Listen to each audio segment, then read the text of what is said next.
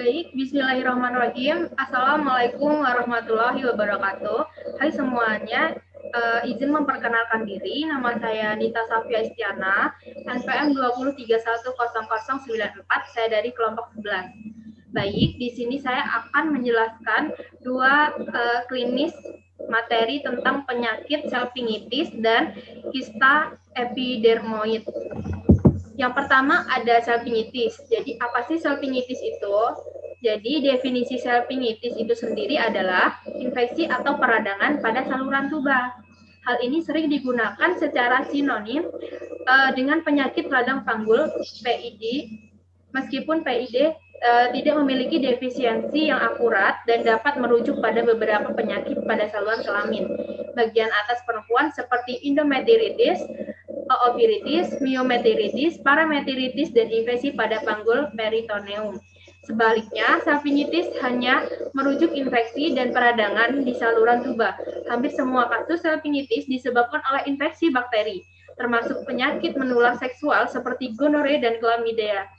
Selfingitis adalah salah satu penyebab umum terjadinya infertilitas pada wanita. Apabila selfingitis tidak ditangani dengan segera, maka infeksi ini akan menyebabkan kerusakan pada tuba falopi secara permanen yang menyebabkan sel telur yang dikeluarkan dari ovarium tidak dapat bertemu dengan sperma, sehingga dapat menyebabkan infertilitis. Yang selanjutnya ada etiologi dari selfingitis. Selfingitis itu disebabkan oleh bakteri penginfeksi.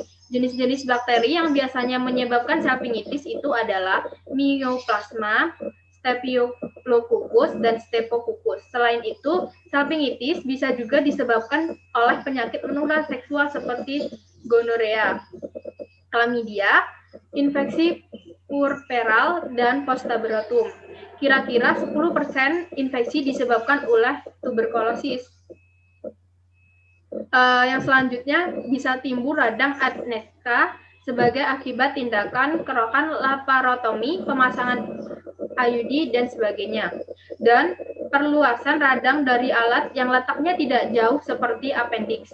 Penyebab lainnya yang lebih jarang terjadi adalah actinomycosis atau yang bisa disebut dengan infeksi bakteri. Yang selanjutnya ada schistosomiasis atau infeksi parasit. Tuberkulosis, penyuntikan zat warna pada pemeriksaan ronsen khusus. Beberapa bakteri yang paling umum bertanggung jawab untuk selfingitis meliputi Chlamydia, Gonococcus yang menyebabkan gonore, Mycoplasma, Staphylococcus, dan Streptococcus. Yang selanjutnya ada patofisiologi dari selfingitis. Infeksi biasanya berawal pada bagian vagina dan menyebar ke bagian tuba falopi. Infeksi dapat menyebar melalui pemburu getah bening. Infeksi pada salah satu tuba falopi biasanya menyebabkan infeksi yang lain. Pada beberapa kasus, selfingitis disebabkan oleh infeksi bakteri seperti Mycoplasma, Staphylococcus, dan Streptococcus. Selain itu, selfingitis dapat disebabkan oleh penyakit menular seksual seperti gonore dan chlamydia. Infeksi ini dapat terjadi sebagai berikut. Yang pertama, naik dari kopum utari. Yang kedua, menjalar dari alat berdekatan seperti dari appendix yang meradang. Yang selanjutnya ada hematogen, terutama selfingitis tuberkulosa, selfingitis bilateral. Bakteri dapat diperkenalkan dalam berbagai cara, termasuk yang pertama ada dari hubungan seksual, yang kedua ada penyisipan sebuah IUD atau perangkat intra dan uterus. Yang selanjutnya ada keguguran, aborsi, dan melahirkan dan appendicitis. Yang selanjutnya ada epidemiologi dari selfingitis. Jadi lebih dari 1 juta kasus selfingitis akut dilaporkan di setiap tahun di Amerika Serikat. Namun jumlah insiden ini mungkin lebih besar karena metode pelaporan tidak lengkap dan terlalu dini, dan bahwa banyak kasus dilaporkan pertama ketika penyakit itu telah pergi begitu jauh bahwa mereka telah mengembangkan kronis komplikasi. Bagi wanita berusia 6-25 tahun, salpingitis adalah infeksi serius yang paling umum. Ini mempengaruhi sekitar 11% dari wanita usia reproduktif. Salpingitis memiliki insiden yang lebih tinggi di antara anggota kelas-kelas sosial ekonomi rendah. Namun, hal ini dianggap sebagai akibat dari debut seks sebelumnya, beberapa mitra, dan kemampuan rendah untuk menerima perawatan kesehatan yang layak, bukan karena faktor resiko independen untuk salpingitis. Sebagai alat dari peningkatan resiko, karena beberapa mitra, prevalensi salpingitis tertinggi untuk orang yang berusia 15-24 tahun. Penurunan kesadaran, gejala, dan kurang kemauan untuk menggunakan alat kontrasepsi juga umum dapat dalam kelompok ini meningkatkan terjadinya salpingitis. Yang selanjutnya ada faktor resiko dari salpingitis. Jadi resiko pada wanita yang tidak menikah, hubungan seks di usia muda, dan punya lebih dari satu pasangan, infeksi dapat mencapai tuba bila aliran menstruasi berbalik atau terbentuknya serviks saat menstruasi.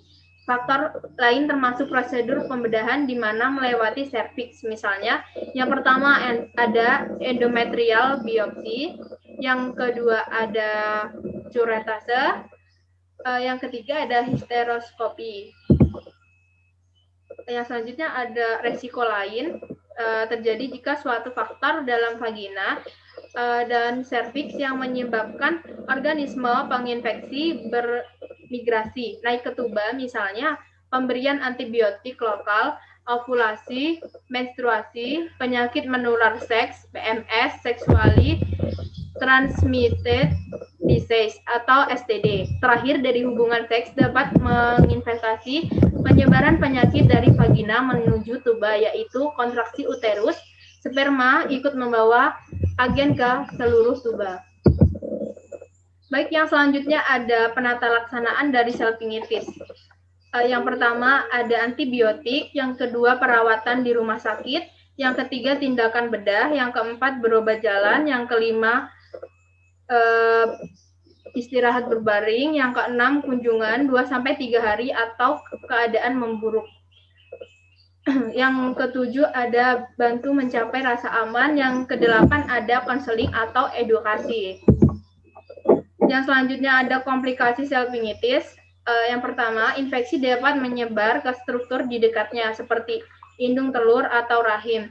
Infeksi pasangan seks, mitra wanita atau mitra biasa mengontrak bakteri dan terinfeksi juga. Yang selanjutnya ada tubo ovarium abses. Sekitar 15% dari wanita dengan salpingitis mengembangkan abses yang membutuhkan rawat inap. Kehamilan ektopik, tabung falopi diblokir mencegah telur dibuahi memasuki rahim. Embrio kemudian mulai tumbuh di dalam ruang terbatas dari tabung falopi. Resiko kehamilan ektopik untuk wanita dengan salpingitis sebelumnya atau bentuk lain dari penyakit radang panggul PID adalah sekitar 1 dari 20. Yang selanjutnya ada cara pencegahan salpingitis. Yang pertama, lakukan kegiatan seksual yang sehat. Yang kedua, ada pemeriksaan kesehatan rutin. Yang lakukan pemeriksaan ginekologi maupun tes infeksi menular seks. Yang ketiga, ada segera temui dokter jika Anda merasakan gejala radang panggul atau infeksi menular. Yang keempat, ada saling terbuka mengenai sejarah infeksi menular seksual. Salah satu tindakan pencegahan dapat menyelamatkan kesehatan bersama. Yang kelima, ada kebiasaan kebersihan yang sehat. Hindari mencuci vagina atau vaginal douching. Dan bilaslah alat kelamin dari arah depan ke belakang seusai buang air. Hindari berhubungan seksual beberapa saat, khususnya setelah persalinan, keguguran, aborsi, atau setelah melalui prosedur ginekologi lain. Yang selanjutnya ada prognosis salpingitis. Jadi di sini ada sedikit gambar tentang normal 2B dan 2B with salpingitis. Yang selanjutnya ini prognosis salpingitis bergantung pada usia dan faktor resiko pasien. Namun kebanyakan pasien dapat sembuh dengan baik. Resiko komplikasi salpingitis adalah infertilitas, abses, tuba, ovarium, dan kehamilan ektopik. Baik, materi selanjutnya adalah tentang kista epidermoid. Yang pertama ada definisi kista epidermoid.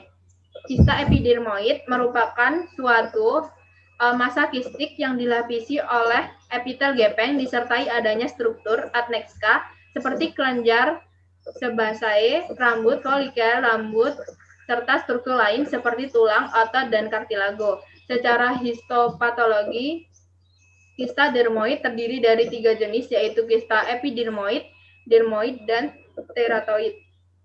Kista dermoid ini mencakup 1,6 sampai 6,9% dari semua kista pada kepala leher, 1,2 sebanyak 7%. Dari kista dermoid terdapat di kepala leher, di mana sekitar 23% berlokasi di dasar mulut dan 6% diantaranya terdapat pada daerah submandibula.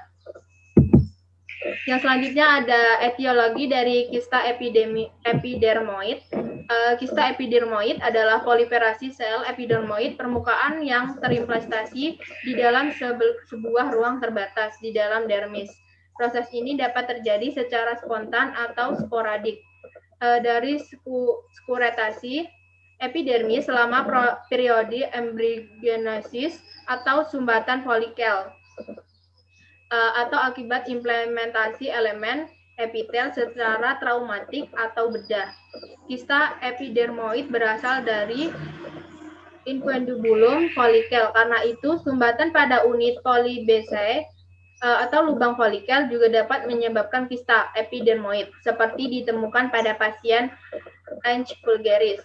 Implementasi epitel yang menimbulkan kista epidermoid juga dapat berasal dari luka ketika bercukur dan gigitan serangga. Yang selanjutnya ada patofisiologi kista epidemiologi. Kista epidermoid berasal dari sel epidermal yang mempenetrasi ke dalam kulit dan bermulti-aplikasi membentuk dinding kista.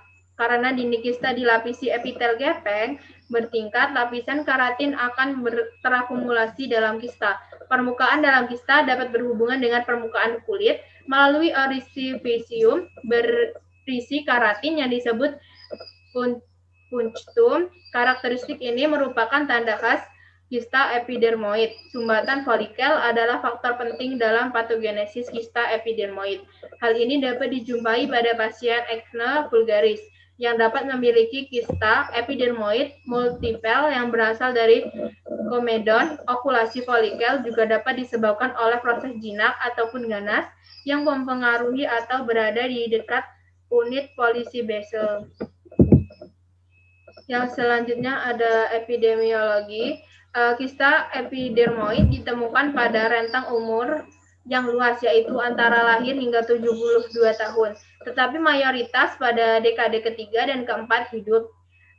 Milia, yaitu kista epidermoid kecil, temporer, umum terdapat pada bayi baru lahir. Kista epidermoid terutama ditemukan pada jenis kelamin laki-laki, 2 kali lebih umum daripada wanita. Tidak terdapat predileksi ras tertentu. Pigmentasi pada kista epidermoid lebih umum ditemukan pada individu berkulit gelap. Orang yang terkena trauma kulit, infeksi HPV, jerawat, atau paparan berlebihan terhadap matahari lebih berisiko mengalami kista epidermoid. Kista ini lebih sering terjadi pada pria berusia 30-40 tahun. Meskipun bisa menyerang siapa saja, orang yang memiliki kulit berjerawat memiliki resiko lebih tinggi untuk mengalami kista epidermoid. Yang selanjutnya ada faktor resiko kista epidermoid adalah orang-orang yang terkena trauma kulit, infeksi HPV, jerawat, atau paparan berlebihan terhadap matahari lebih berisiko mengalami kista epidermoid. Kista ini lebih sering terjadi pada pria berusia 30-40 tahun. Meskipun bisa menyerang siapa saja, Orang yang memiliki kulit berjerawat memiliki risiko lebih tinggi untuk mengalami kista epidermoid. Yang selanjutnya ada penata laksanaan kista epidermoid. Penata laksanaan definitif untuk kista epidermoid adalah eksesi bedah, kista kecil tanpa komplikasi, tidak membutuhkan tata laksana.